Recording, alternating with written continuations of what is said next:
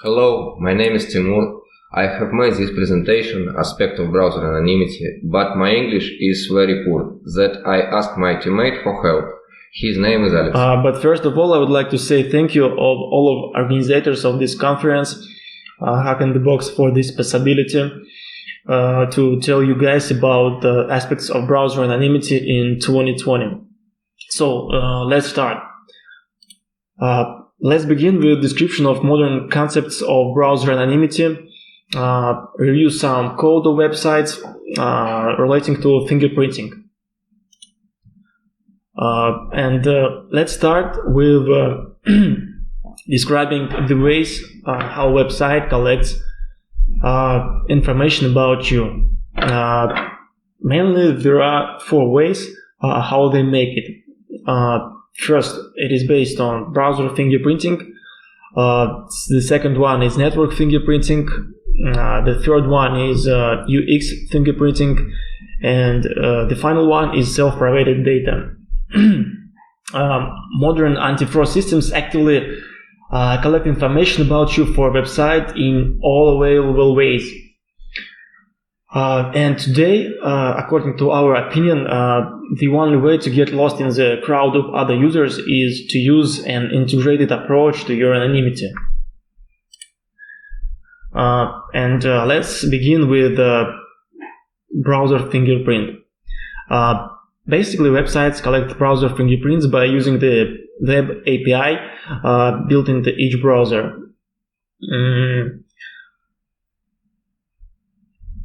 Initially these methods are necessary for web developers to better adopt content for each device and the characteristics of that device.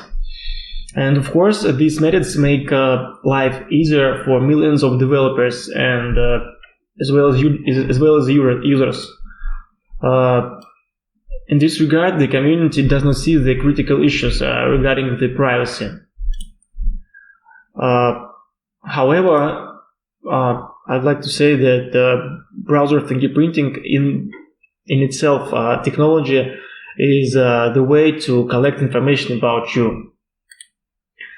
And we start with Navigator.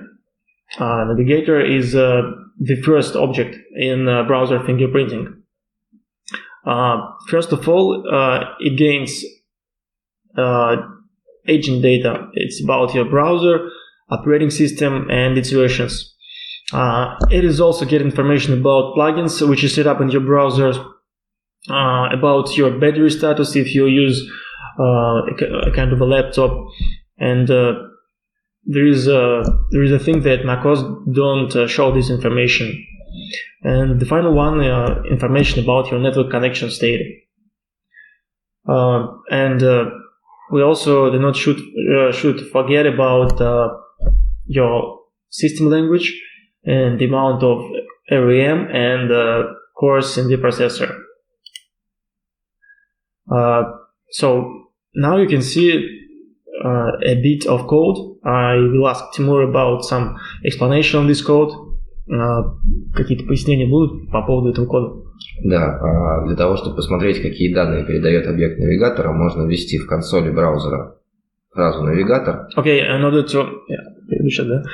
to see which data your browser give to a website, you need to go to console and browse Navigator, and there is that code. Вот здесь описаны как раз моменты, то, что сайт собирает информацию о версии браузера и операционной системе, количестве оперативной памяти, языки и медиаустройства. You can see that a website gets information about your browser and the version of its browser, about your RAM, about your cores, language, media devices information, and plugins. The second object is the screen. Screen also tells information about characteristics of your monitor and the size of the open browser window, as well as screen resolution, window size in pixels, and position. Here you can also see a bit of code. you can also find this code in console. Также можно найти в консоли, да? The next one is fonts. As you know, every application has its own base of fonts, and for example, if you set up Photoshop and maybe some another application to your PC, it will also set up unique fonts from this application. And if you know which fonts is used by any application, you can understand what kind of applications is set up on your PC. Может быть, объяснение по этому коду? Предыдущее нужно дополнить, то, что тем самым злоумышленники могут подобрать эксплойт под ту или иную версию установленного на компе приложения. А здесь у нас показан код, с помощью которого мы можем получить список установленных на компьютере шрифтов. Здесь мы сначала перечисляем весь список шрифтов, которые нас интересуют, пишем код, который каждый из них проверяет, а внизу мы получаем список шрифтов, которые установлены в этой системе. Okay, in the first part of the screen, there is a code which checks all of available fonts on the PC, and on the bottom side of the screen, the result of this code, there are available fonts on the PC. The next one is GL fingerprint. As you know, the website collects information about your system time, your location, your calendar, and using the web API methods such as date and internalization, the website can understand the exact time set on your system and the time zone which you use. In this screen, you can see information from console about this parameter. Right? Это параметры геофингерпринтинга, правильно? Да. Здесь указано дата, время, языки установлены. You can see. Can you show the data? Да, здесь установлена дата. Тут в параметре интернализации установлен используемый календарь григорианский. You can see calendar which is used in this PC. Вот. И используемая таймзона и, соответственно, локаль. Time zone and location. Right. And now we start to talk about the most interesting fingerprints, and the first one is canvas. Это самые интересные отпечатки, да, сейчас начинаются? Да. Canvas techniques are vital on the web today. It's very convenient to use it to render components for displaying on the page. But using it, websites can also obtain unique information about your operating system. And as Timur said to me, the fact is that each operating system has different font smoothing mechanism, and by rendering the text of a specific font, you can get a unique hash, which will be the same on computers with the same operating system and video card. Having data on what hash is obtained on a certain list of operating system, the website will easily determine your OS and the browser. And можешь дать некоторые пояснения этого скриншота? Здесь мы видим, что here we can see that рендерится вот это изображение с определенным шрифтом. This picture is rendered with a certain font. С него снимается хэш с изображения. We get hash from that image. Дальше у этого сайта в базе есть информация о том, каким компьютером, каким операционным системам и каким браузерам принадлежит данный хэш. We should also remember that this website called Browser Leaks, where you can check all of information and all of fingerprints of your PC. And here we can see that in the base of that website there are data about some computers.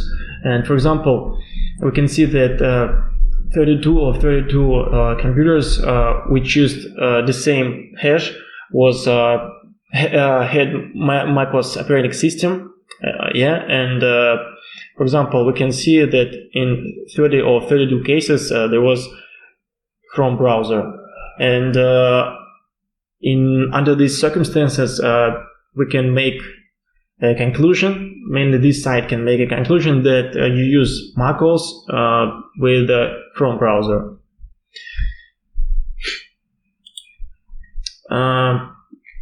Здесь описан код, с помощью которого можно зарендерить необходимую фразу, которую мы здесь указали, снять с нее хэш и получить уникальный хэш. Yeah, there is a code which can render a picture based on the text that we can use there. So you can place this code on your website, and the result of this code will be hash of the PC. Типа разместили и на сайте получаем хэш этого пользователя. Yeah. By using this code, we can get a hash of every user which visits our website. The next interesting fingerprint is WebRTC, and as Timur said, now in 2020 everyone knows how to change IP address using VPN and proxy. But in order to find out your real IP address, even if you use a VPN, websites can establish a WebRTC connection with you and receive data by passing your anonymization system. This works due to the fact that WebRTC is a peer-to-peer protocol, and it is used to directly transfer a video or audio stream from one visitor to another by passing third-party servers. Therefore, for WebRTC to work correctly, all parties must know each other's real IP addresses, and the browser API method provides this information. And there is a code. Мы тоже также можем его или пояснение. Это код, с помощью которого можно получить внешний IP-адрес, локальный IP-адрес. There is a code which you can also place on the website, right? And get это какой? Внешний IP-адрес. It is public IP. Outside IP address. I mean, like public IP, right? Public IP. Yeah. And local IP. Here is your local IP.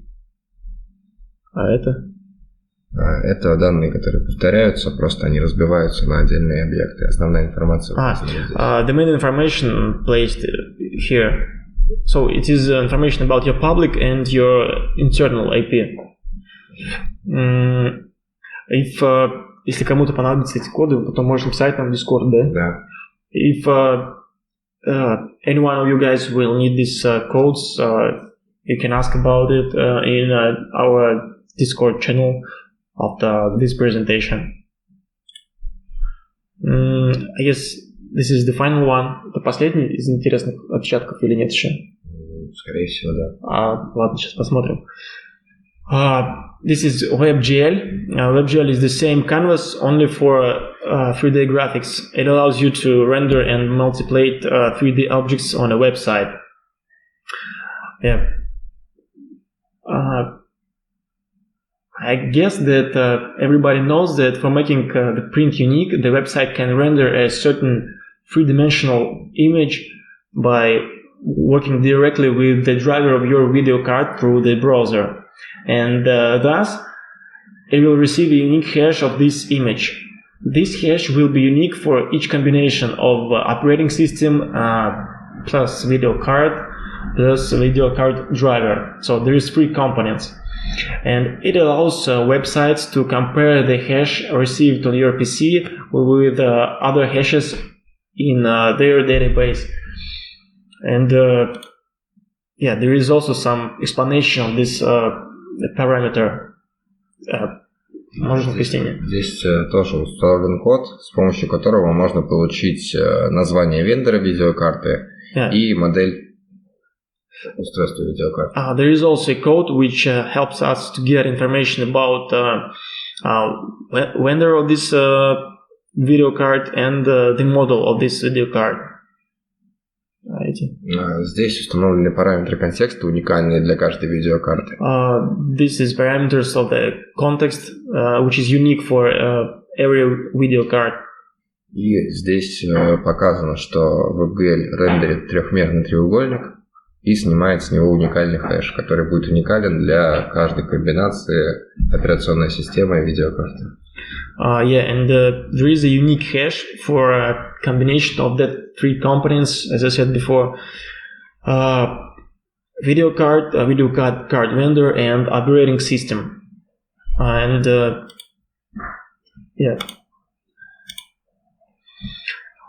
guess this one is the most interesting fingerprint, even for me, I guess. Audio API. Using the audio context API in modern browser, you can take advantage of the small differences in rendering a fixed sound wave, such as a sine or a triangle wave, to produce a unique fingerprint. And you should notice that when you're using the audio context API to fingerprint the system, the code does not collect the sound played or recorded on your computer. The audio context fingerprint is a property of your computer's sound stack by itself. There are two main common sound stack fingerprinting methods. They differ slightly in their approach, but both are equally effective. Можно какие-то пояснения по поводу этого отпечатка? Так, здесь, в принципе, как бы все физические характеристики этого отпечатка описаны, но суть в том, что сайт пытается воспроизвести какой-то звук и потом снимает результат вывода этого звука из буфера. А буфер внутри браузера устроен так, что в каждом элементе буфера имеется свое какое-то кодовое звучание звука. Соответственно, осциллятор этот звук производит, и дальше через анализатор каждый блок этого звука анализируется и формируется уникальный хэш. Okay, let me try to explain it. The above figure illustrates the use of the audio context property to create a device sound stack fingerprint. First, the triangle wave is generated using the oscillator node. This signal goes through an analyzer node and script processor node. Finally, the signal is sent to a gain node with zero gain to mute any output before connecting to the audio context, such as computer speakers. Analyzer node provides access to the fast Fourier transform FFT of the audio signal, which is captured using the on audio process event and added by script processor node. The resulting FFT is passed into a hash and used as a fingerprint.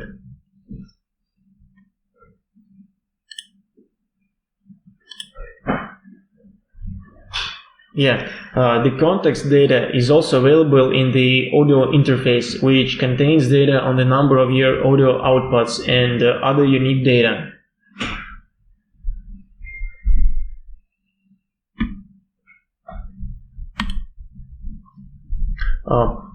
Можно какие-то? Да. В самом верху предоставлена иллюстрация того, что какая волна получается из использования координат осциллятор нода. Это первый метод, который был показан в первом слайде. The first illustration shows the wave.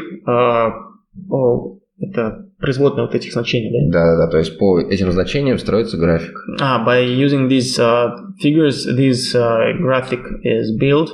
Вот. Далее, как мы видим, он сравнивается с графиком, который был на устройстве Android под управлением браузера Chrome. And we can see that these graphics is compared with the graphics of the device which had Chrome on Android versions. So Сопоставив эти графики, можно примерно понимать, что это за устройство, если это устройство популярное.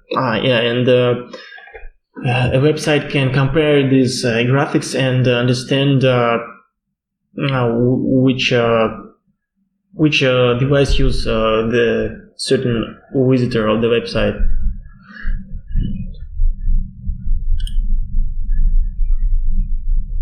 So the next one is CPU and the browser native performance benchmark. Можешь какие-то пояснения дать? Так. Сразу в начале просто. В самом начале суть в том, что некоторые антифрод-системы используют комплексный сбор анализа производительности вычислительных устройств внутри железа и проверяют результат работы какого-то сложного вычисления как на процессоре устройства, так и на видеоустройстве компьютера. Timur says that some websites use your CPU to run some calculations on your processor and to get the result of that calculations. И он сравнивает их с чем? Он сравнивает их с тем, какие реально должны быть показатели на этом железе. And a website compares the results of your system with the real results in its base, the results which should be on the system with the same parameters. And if it's wrong, a website can understand that you use some spoofing methods. And если они не совпадают, то он поймет, что ты что-то не то используешь. Да. Yeah. And other fingerprints, many other fingerprints can be obtained using the browser. For example, voice synthesizers, cameras, speakers, and microphones. Yeah, and веб-сайты также могут опрашивать с помощью браузера компьютер. Они могут запросить разрешение на использование микрофона или браузера, и сайты могут увидеть, есть ли такое разрешение уже предустановленное в браузере или нет. Самым по выданным разрешениям тоже фингерпринтить. Yeah. A website can determine all available browser's permissions, such as automatic access to a microphone or GPS coordinates.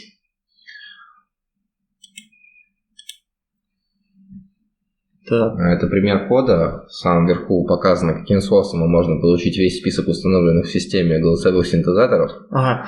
This is an example of a code where you can get all of other information, for example, synthesizers of the voice. Тем самым по имени синтезатора можно определить язык, на котором этот синтезатор говорит. Да, они в основном все типовые. That voice synthesizers are typical, and for example, if you know the name of the synthesizer, you can understand which language is it used in this synthesizer. Вот, а снизу показан способ получения установленных медиа-девайсов в системе. То есть тут видно, что у нас есть аудиовход и аудиовыход. Тем самым сайт может узнать, что сейчас на компьютере установлены и колонки, и микрофон. And there is a code which shows you that using this method you can understand whether there is output or input on your computer. Now we talk about network fingerprints. As I understand, the Timur says, здесь есть ряд параметров, которые базируются на сетевом подключении, правильно? Да, и собираются они на уровне веб-сервера. There is a set of parameters based on your network, and they are gained on the level of a browser server. То есть сервер, на котором записан веб-сайт. Да. A website server, right? And the first one is Geo IP fingerprint. Receive your IP address. The antiphone system will first compare this IP with its Geo IP basis. And due to this operation, the antivirus system will know enough information about you to match it with the browser fingerprint it has in these databases. Так, здесь у нас.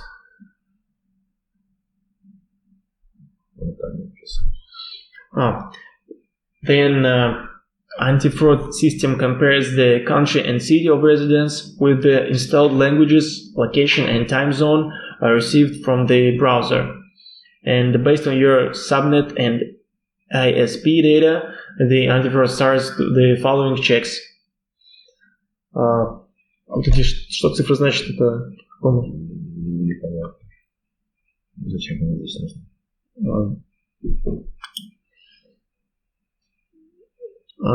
And proxy types, their meaning for the anti-fraud systems. There are 5 types of proxies: resident, mobile, educational, hosting, and commercial.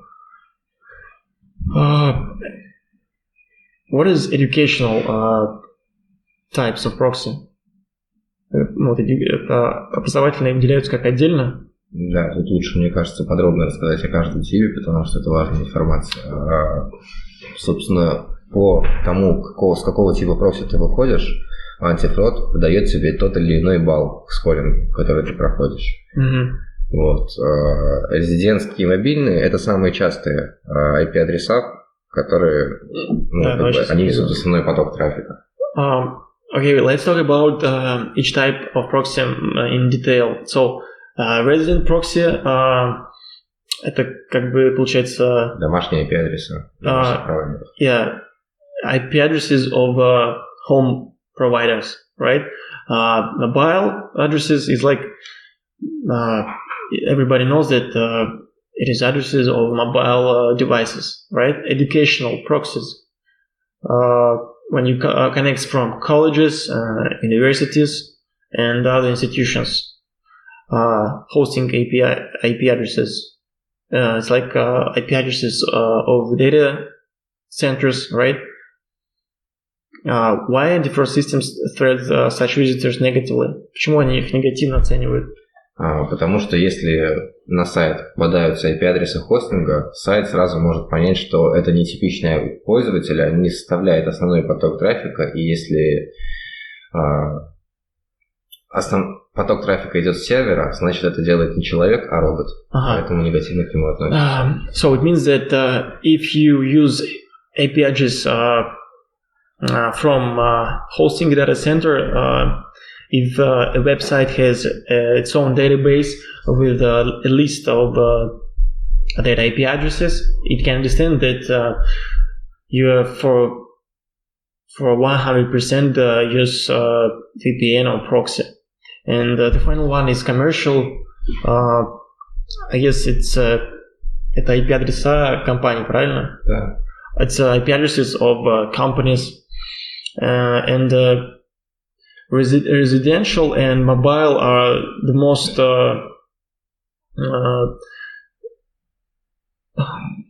favorable for users to use. Это резидентские, мобильные лучше всего использовать, да? Да, потому что они составляют основной поток трафика в интернете современном. Yeah, anti-fraud systems don't check it negatively because a big part of users use residential and mobile networks. So, port scanners for web sockets.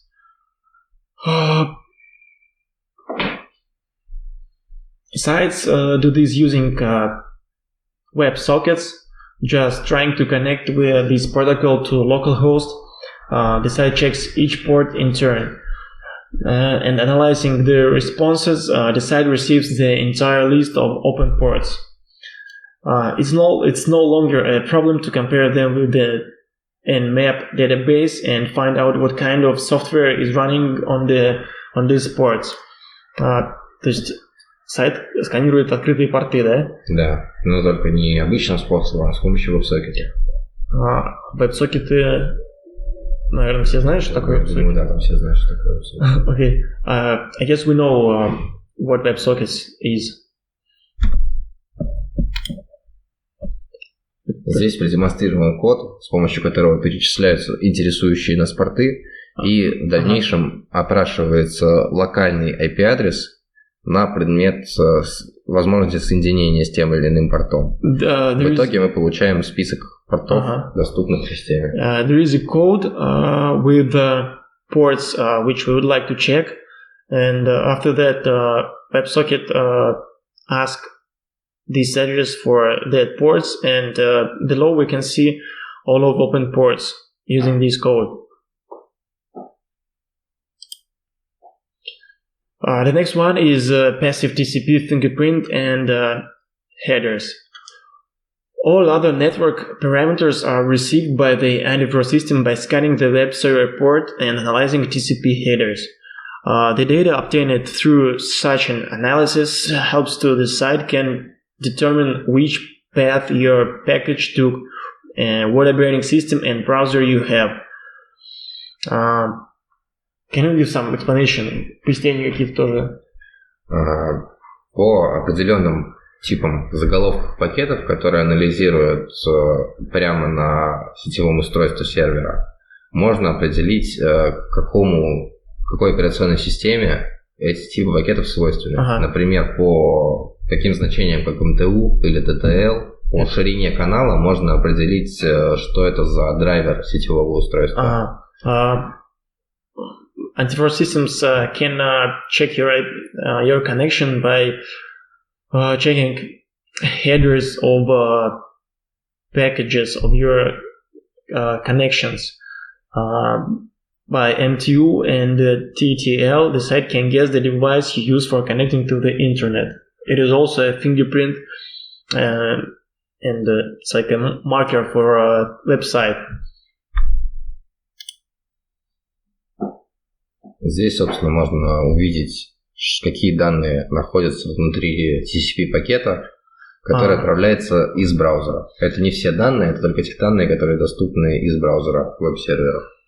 It is an example of the data which is located in the package of which is HTTP packet. In the HTTP packet, which is sent to the server. Как мы можем получить этот код? Посмотреть. Эти данные, они получаются не кодом, они получаются на уровне веб-сервера. Все эти данные можно посмотреть во вкладке Networks в консоли браузера. This data you can find in console of the browser and network network tab, right? And here is UX fingerprint. A lot of data about the site visitor can be obtained based on the analysis of his user experience on the site. Antivirus systems can analyze mouse movement paths, calculating specific habits, identify the typing method, average typing speed, and determine the mouse and keyboard model with pretty good accuracy. This method has long been used as a measure of protection against bots and in top antivirus systems. But recently, UX analysis has become a common trend in all antivirus systems. And the first part of this fingerprint is your mouse. UX analysis based on your mouse movements. То есть здесь, получается, идет анализ на движениях мыши, да? Да. По движению мыши можно определить, с какой скоростью мышь двигается по экрану, какой уровень DPI установлен на самой мыши и какой объем контента проходит за счет скролла мыши. Yeah, antivirus systems can understand the speed of your mouse movements, the time between your clicks, время между кликами, да? Yeah, and based on this information, they can make a pattern of a user with that characteristics, and based on this pattern, they can also make a fingerprint for that visitor. There is a map with a map with which shows us the most hot places where the users clicks, and это тоже как один из методов, да, для анализа будет применяться. Каждый человек по-разному реагирует на определенные цвета сайта, на определенные объекты сайта, поэтому у него будет уникальная тепловая. Every user has its own way how he reacts on every color, every button on a website, and he will have his own model of how he manage the site, what he do or what he does on the site.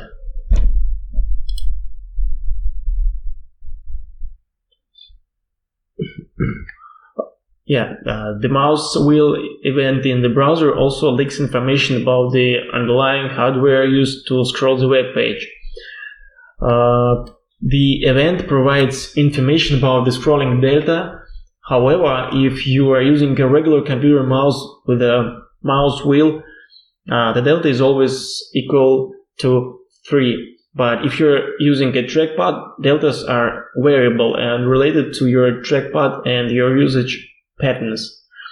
And another leak in the mouse wheel is scrolling speed, which is related to the configuration of the operating system and the capabilities of the hardware itself. As a proof of concept, not me, but Timur ran a little experiment. So these это демо, да, создает 3 графика. Это получившийся график от результатов исследования. На первом, собственно, у нас... Подожди секунду, да. There are 3 demo with plots. The first one, первый. Первый у нас отвечает за скорость скролла. The first one shows us the speed of scrolling. Да, второй блок показывает график дельты между скроллами. The second one shows us the delta between scrolling and stopping. Вот. Последний график показывает количество скроллов на определенном участке блока сайта. And the third one shows us the number of scrolls on every block of a website. И получается, вот на основе этих данных у нас получается паттерн поведения на конкретной странице. Да, поведение определенной мышки, именно их технические характеристики. То есть конкретного юзера получается? Нет, именно конкретной мышки. Здесь данные именно по мышке, то есть железо самой мышки вычисляется. And using these 3 plots, we can get a fingerprint of a certain mouse or a certain device with these parameters. The next one is keyboard. The keyboard usage fingerprint is also tracked, as we know. То есть здесь речь идет о том, что промежутки между нажатиями на клавиши, да, скорости ввода. It is about the speed of your typing, right? And there is some explanation. Using the key down event, the site receives information about which key was pressed and at what time. By the key up event, the site determines at what time the key was released. In this way, the site understands a delta between the start of the key press and the end. And it's possible to determine whether a mechanical keyboard or membrane or Apple keyboard is used.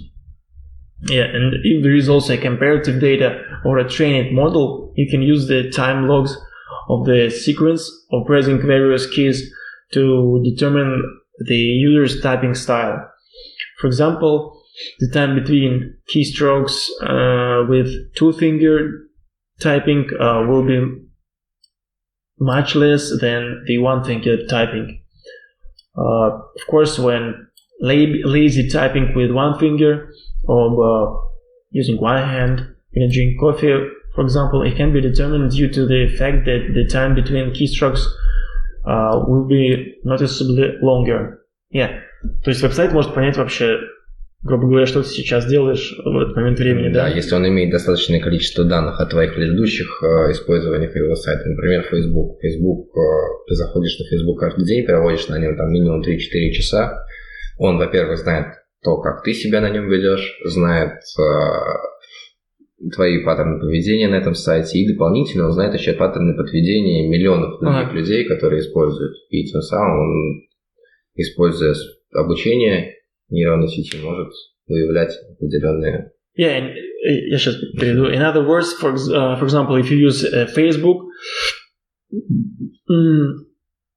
Facebook knows how do you type, how do you use keyboard on that website, and according to this, he can make a personal pattern for you and compare it with other partners of other users who also use Facebook. And in this way, he can also use it as a fingerprint to identify a certain user. Здесь у нас показан пример того, как мы можем вычислять нажатие на клавиатуру. Собственно, вот тут у нас показана клавиша, которая сейчас нажата, тайминги нажатия по миллисекундам. Где этот код взять? Это не код, это просто наша тестовая площадка. Работает это все на обычных элементах key-down, key-up, которые, собственно, в презентации были уже продемонстрированы. This is data gained from our own platform, which is based on key-down, key-up events. It shows timing between these events, and using this model, you can make your own fingerprint based on these parameters. And finally, self-provided data. То есть здесь именно все параметры, которые мы сами отдаем, да? Именно там фамилия, имя, электронная почта, да? Да, ну и в том числе еще сайты, на которых мы залогинены. Эти данные мы отдаем не самостоятельно, но они все равно забираются из браузера, потому что мы их сами туда вводили. So, it is information which you provide by yourself, your login, your name, your surname, your email, and also websites can get information about all of open tabs, all of other websites which are logged right now and which you use right now at the same moment. It is also packed in a unique fingerprint of that user. Architecture of modern anti-fraud systems. Modern anti-fraud systems are presented on the market in the form of various solutions that solve specific problems. Their gradation starts from collecting basic fingerprints and making decisions based on a limited set of data to power solutions using artificial intelligence trained on a huge data set. So, some anti-fraud systems are tailored to work on social networks, while others were created to ensure the protection of billing systems.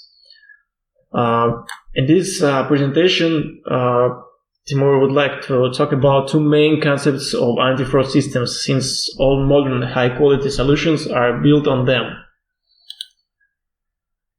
The first one is scoring anti-fraud systems. Scoring anti-fraud system. Они как работают? Они работают методом скоринга. Собственно, они устанавливают определенный уровень оценки в зависимости от тех или иных этапах проверки, которые ты уже прошел. Здесь, собственно, в этом тексте основные принципы описаны того, как они работают. Yeah, so scoring anti-fraud systems works according to scoring system, like in the name of this system. This approach allows anti-fraud system to assign a visitor to a particular user category in order to set restrictions or additional tracking of the suspicious actions for him based on the number of scores which he gains. Yeah, and there is an example about Google reCAPTCHA, right? То есть здесь пример про Google и CAPTCHA. Ну да, это самая популярная скоринговая система, с которой все сталкивались.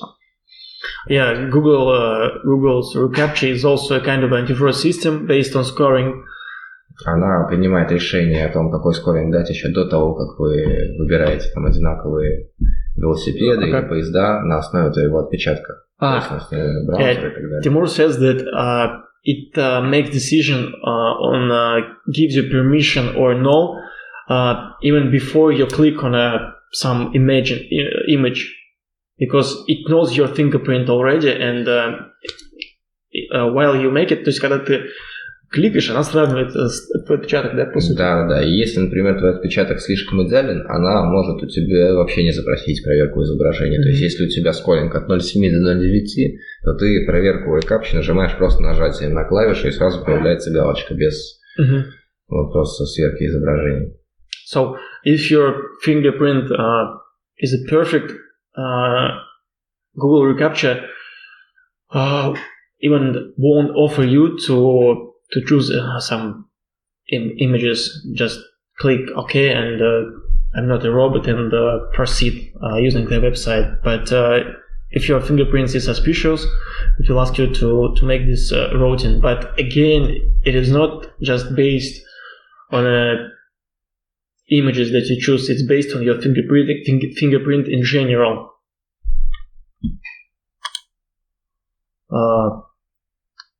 This is the most interesting aspect, dynamic antivirus systems. Before I start to read it, I'll ask Timur about some explanation. Суть динамических антивирус-систем в том, что они запрашивают данные поэтапно. То есть сперва они проверяют какой-то определенный набор данных в вашем отпечатке.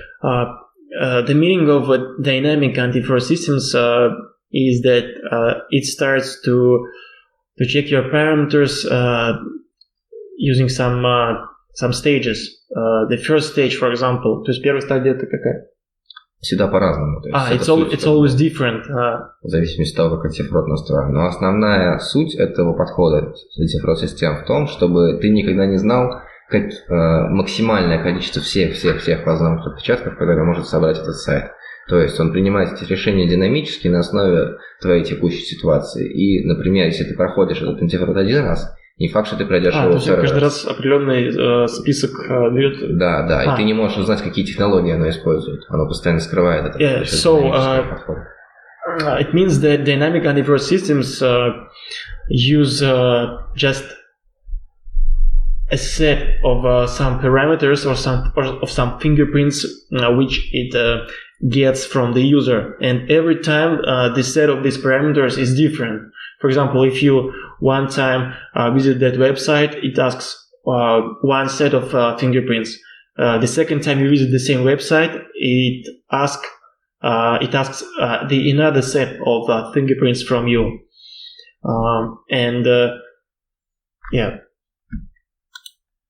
The next one is economy of fingerprints. Это об экономике сбора отпечатков, да? Да, суть в том, что некоторые отпечатки собирать дешево, некоторые отпечатки собирать дорого, их также дорого хранить. И дороговизна может выражаться не только в вычислительной мощности, которая используется, а еще и в юридических каких-то тонкостях. То есть в некоторых странах нельзя нарушать один закон, в некоторых можно и так далее. So it means that every fingerprint has its own cost for a website and for a company which website belongs.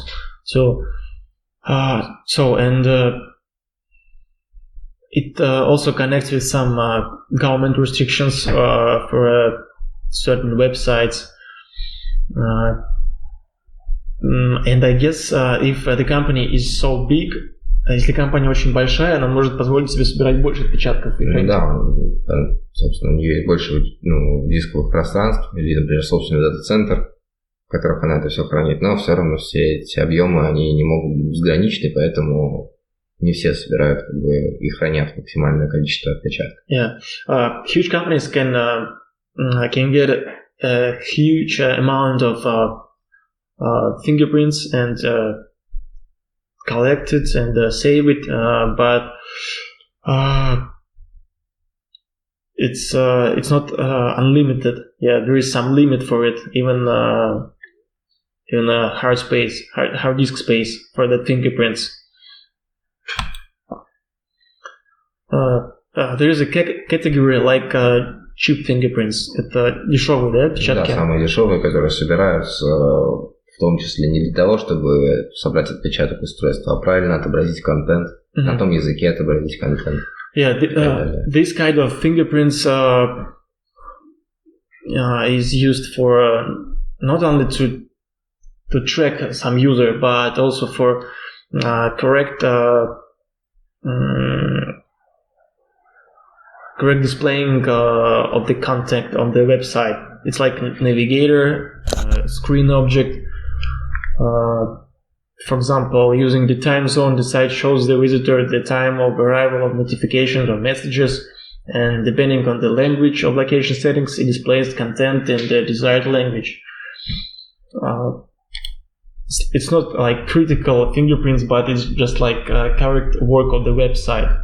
The next one is costly fingerprints,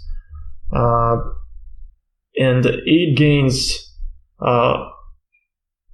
like difficult fingerprints, Canvas, WebGL, audio and WebRTC. То есть здесь уже речь идет о более сложных отпечатках. Более сложных, потому что, во-первых, они используют вычислительные мощности самого пользователя, то есть у него сайт грузится дольше, а это в том числе и денежные издержки, потому что человек может не дождаться, пока сайт загрузится. Также эти данные еще генерируют объемный массив данных, которые нужно, во-первых, анализировать, во-вторых, хранить. Поэтому вот эти вот отпечатки относятся к более таким дорогим. Yeah, as we said before, some of these fingerprints use the CPU of the computer, yeah, and it gets additional time before the website will be downloaded, and yeah. Moreover, the results of these calculations also should be stored in some hard disk space, and yeah, it's also some costs for companies. And the final one is expensive fingerprints. It is the fingerprints based on mouse moving and keyboard.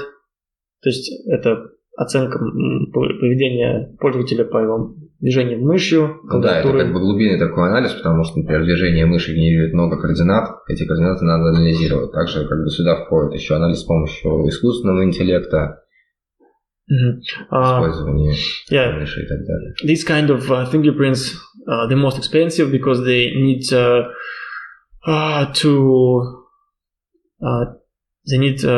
lots of calculating power, even maybe the use of artificial intelligence to use it, yeah.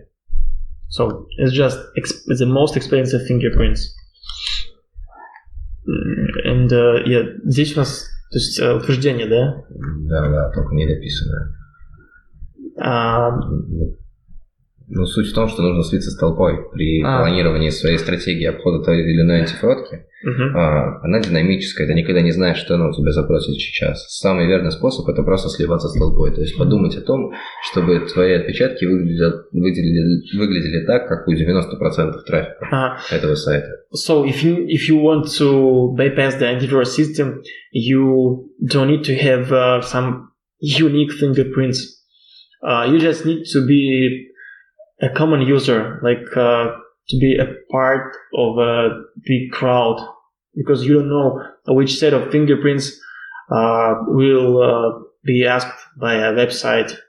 Потому что сейчас динамических большинство. Да, приведу пример. Например, если вы идете в метро или в переходе и надели маску Фредди Крюгера, например, то камеры сразу засекут, что вы отличаетесь от основного типа людей. И поэтому не нужно скрывать эти отпечатки, как делает, например, Tor или другие системы. Сейчас, секунду. There is an example from Timur. For example, if you go in a subway station and if you want to hide your face, you don't need to use a mask of a Freddy Krueger, for example, because it will be weird and policemen and cameras will recognize you and identify you as a strange person. All you need to do is to be like average citizen, and you don't need to hide your fingerprints, like Tor. Что еще так делает Tor? Ну, I2P. I2P это что? Это дополнительная, еще одна система анонимизации. Okay, you don't need to hide to cut your fingerprints like Tor. Yeah, you just need to make it in a different way. So is that?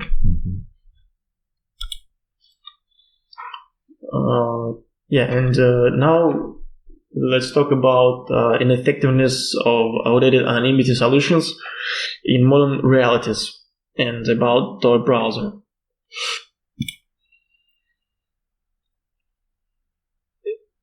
Ты можешь почитать это? Я думаю, это уже только что сказали. Ну да, это то же самое утверждение. Читай дальше.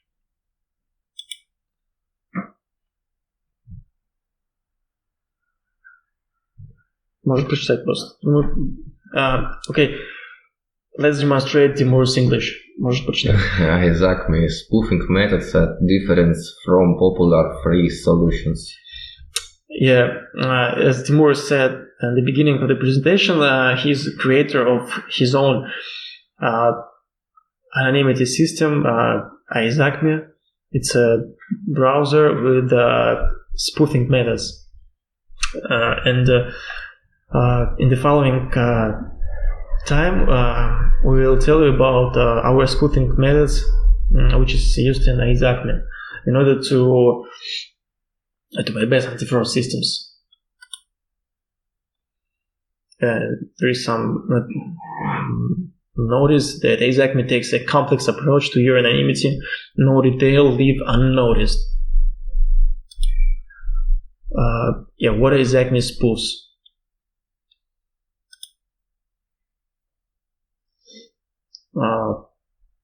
Профайл менеджер это у нас в чем здесь?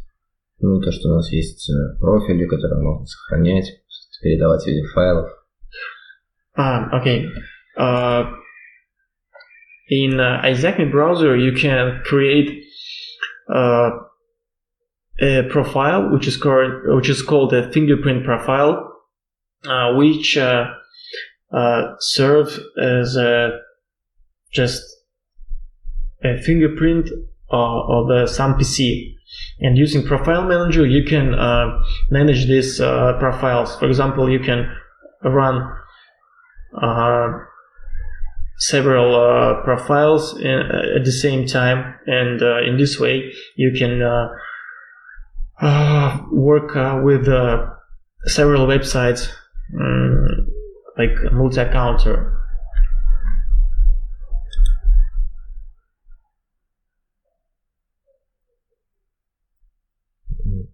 Здесь что? Нет, тут как бы специальный текст добавлен в каждый сайт.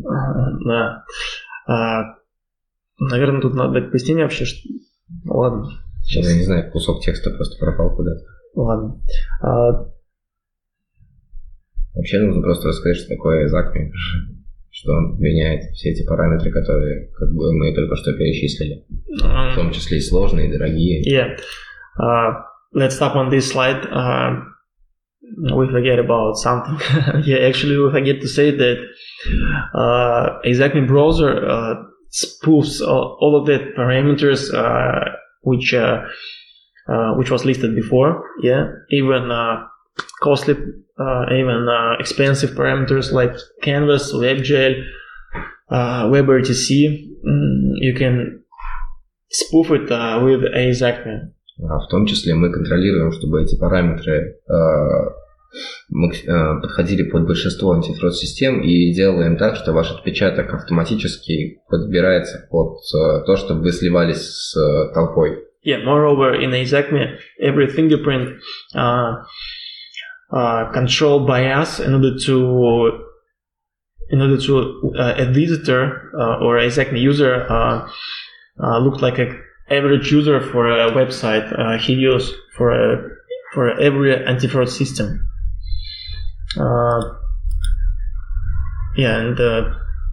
Ну, самое главное то, что если есть какие-то проблемы с какими-то антифрод-системами, то в нашей поддержке при использовании нашего браузера всегда можно проконсультироваться по построению той или иной стратегии работы на каких-либо антифрод-системах. Yeah, for example, if you're an AEZAKMI user and you face some problems with work on a certain website, and you can always ask support team about it, and we will make some research about that website and understand the anti-fraud system which is used on that website, and make some additionals to AEZAKMI in order to bypass that anti-fraud system.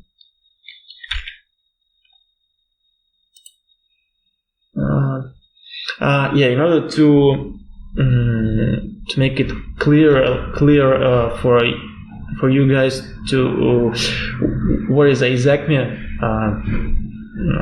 there are some use cases of this product. Let's talk about traffic driving from Facebook, because now it's very effective to advertise on Facebook because the social network allows you to target your audience very well. But the policy of social network prohibits to advertise some types of products, or prohibits to advertise them from multiple accounts. And the professional players in the Facebook advertising market use the AEZAKMI browser to bypass their anti-fraud system and run profitable advertising campaigns bypassing the site's rules.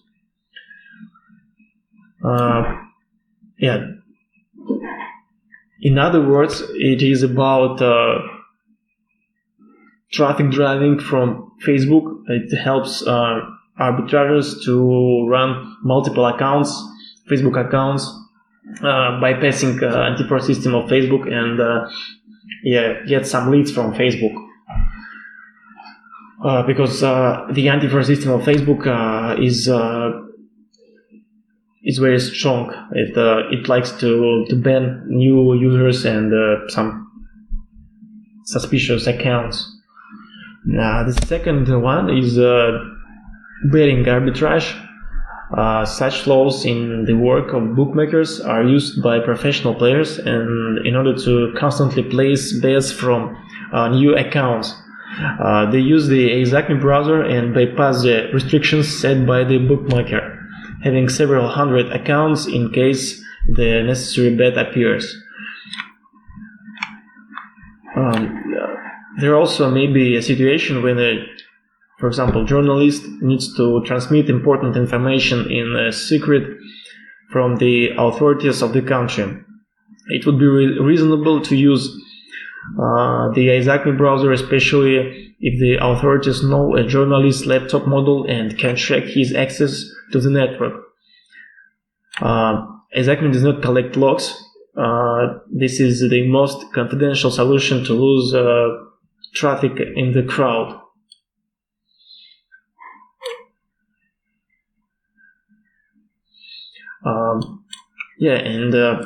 AEZAKMI is also used by some pen testers and developers of anti-fraud solutions to make some web experiments and check anti-fraud system according to its web part. And это может быть пояснение? Да, собственно, здесь мы продемонстрируем один из примеров работы того, что можно сделать с помощью AEZAKMI.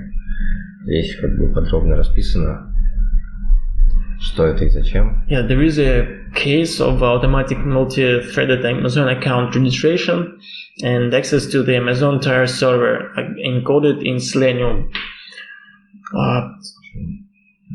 For example, we decide to show how you can bypass the protection in which millions of dollars have been invested and get access to a large number of free servers from Amazon using the AEZAKMI browser.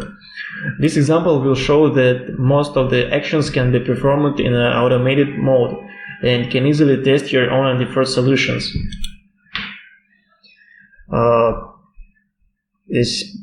Здесь, собственно, описание того, что у нас есть API для того, чтобы автоматизировать большинство процессов работы с браузером. Yeah, for automation, you can use AEZAKMI API. Yeah, we have it. Здесь показан пример работы с нашим API. Все происходит с помощью обычного пост-запроса и отправки JSON-объекта с определенными параметрами для создания отпечатка на основе этих отправленных данных. Как видно, можно сразу отправить куки, которые необходимы в этом профиле. Yeah, using our API, you can create a fingerprint profile with some cookies, and you can массово можно создавать. Да, можно создавать массово, хоть 1000, хоть 2000 профилей. You can create that fingerprints in huge amounts by one time. Это продолжение? Здесь показан пример сгенерированного профиля, то есть тот профиль, который в итоге отправляется в браузер. Yeah, this is an example of the fingerprint profile which is generated by AEZAKMI and which is sent to the browser for using. It's like a result of this code. То есть результат работы этого кода. Yeah. And AEZAKMI also have the integration with Selenium for also automation of the work, right? Да, то есть тут у нас есть методы в нашем браузере для того, чтобы автоматически логиниться, автоматически выбирать тот или иной отпечаток и сохранять сессию работы в этом отпечатке для того, чтобы впоследствии к нему вернуться. Все эти действия автоматизированы и не требуют ручного вмешательства. It means that using AEZAKMI API and Selenium integration, you can set up processes like that. So you can constantly create new fingerprint profiles, like new PC with its unique fingerprints, and every time create a new Amazon account on it. То есть каждый раз создаешь новый Amazon аккаунт. Да, ну как бы в контексте Amazon аккаунтов, да, можно создавать каждый раз новый аккаунт и тем самым добиться большей производительности, чем ты делал это руками. Ну, также, например, интеграцию с Selenium можно использовать для тестирования динамических антифрод-систем. Например, чтобы оно отдало тебе какие-то данные, можно сгенерить много отпечатков с помощью Selenium, написать скрипт, который заходит на сайт, и тем самым автоматически тестировать те или иные методы и узнавать о том, что сайт собрал в этот раз. В контексте с Амазоном, конечно, как бы идет речь о регистрации аккаунта.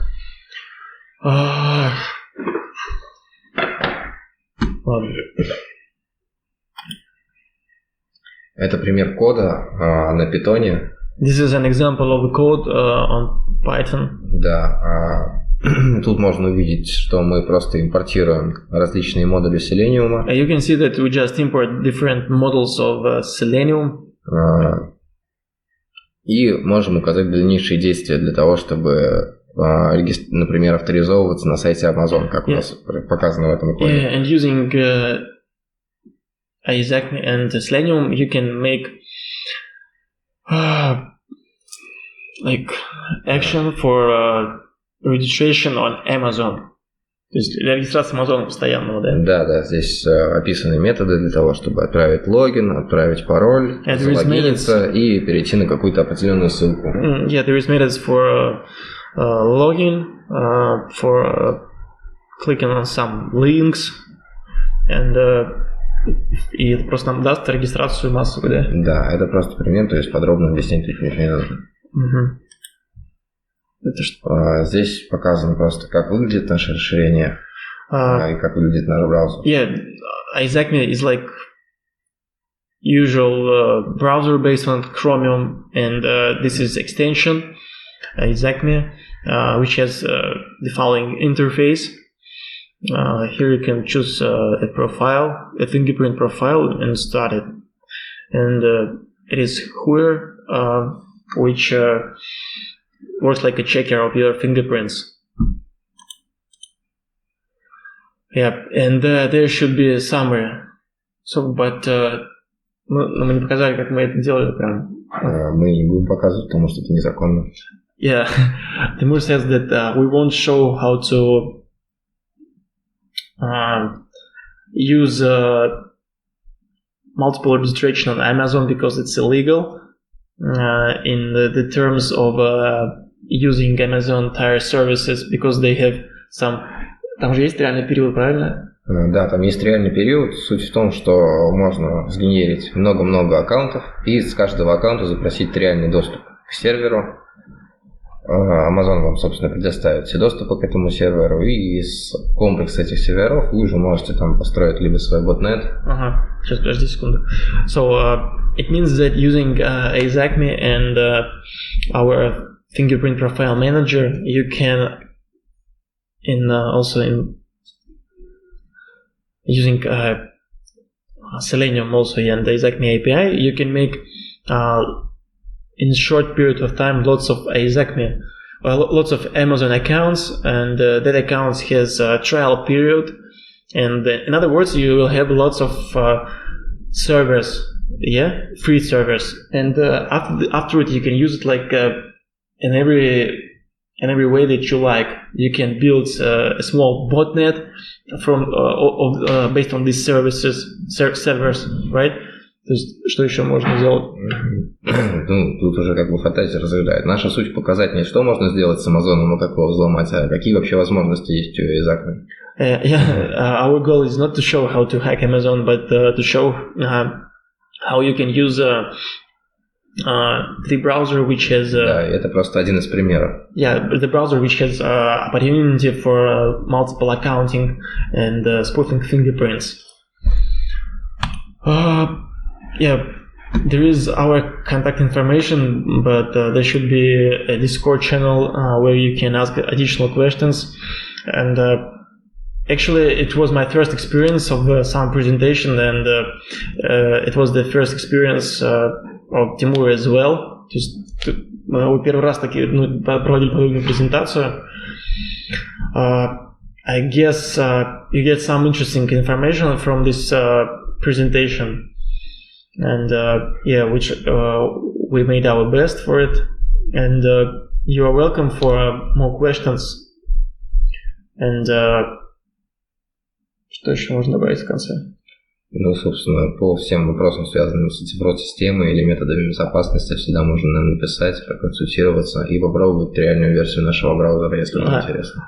You can always ask us about some anti-fraud systems methods for multi-accounting, for spoofing, and you can also try a free period of our browser. It has 2 days, and all of the best, and see you in Discord channel.